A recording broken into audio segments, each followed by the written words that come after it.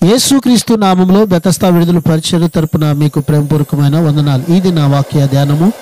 తాను మీతో చెప్పినట్లు మిమ్మను ఆశీర్వదించును గాక. ద్వితీయోపదేశకాండం 1వ అధ్యాయం 11వ వచనం. దేవుడు తన ప్రజల పట్ల తాను చేసిన నిత్య నిబంధనను నెరవేర్చాలి అనే ఉద్దేశాన్ని కలిగి ఉన్నాడు. ఆ విధంగానే క్రీస్తు తన ప్రజల పక్షంగా ఇప్పుడు విజ్ఞాపన చేస్తూ ఉన్నాడు. మోషే స్వార్థపరుడు కాదు. స్వలాభము కోసమైన ఆశలు అతనికి లేవు. అతను తన గొప్పతనాన్ని గురించి కాక దేవుని మహిమ గురించే తలపోస్తున్నాడు. తనను గొప్ప జనముగా చేస్తానన్న దేవుని ప్రతిపాదనకు అంగీకరించలేదు. ప్రజలను దేవుడు నాశనము చేయకూడదని దేవుని దగ్గర ప్రాధేయపడుతూ ఉన్నాడు. కారణం, వారు మోషే ప్రజలు కారు, వారు ఎల్లప్పుడూ దేవుని ప్రజలే. దేవుడు తాను అబ్రహాము, ఇస్సాకు, యాకోబులతో చేసిన నిబంధనను బట్టి తన ప్రజలను ఆశీర్వదించును. ఇది నా వాక్యాన్ని బట్టి దేవుడు మిమ్మలను, మీ కుటుంబాలను, మీతో చేసిన ప్రతి నిబంధనను బట్టి ఆశీర్వదించునుగాక.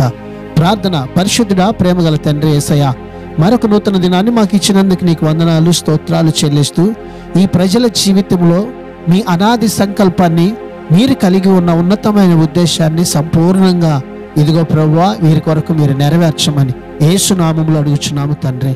ఆమెన్.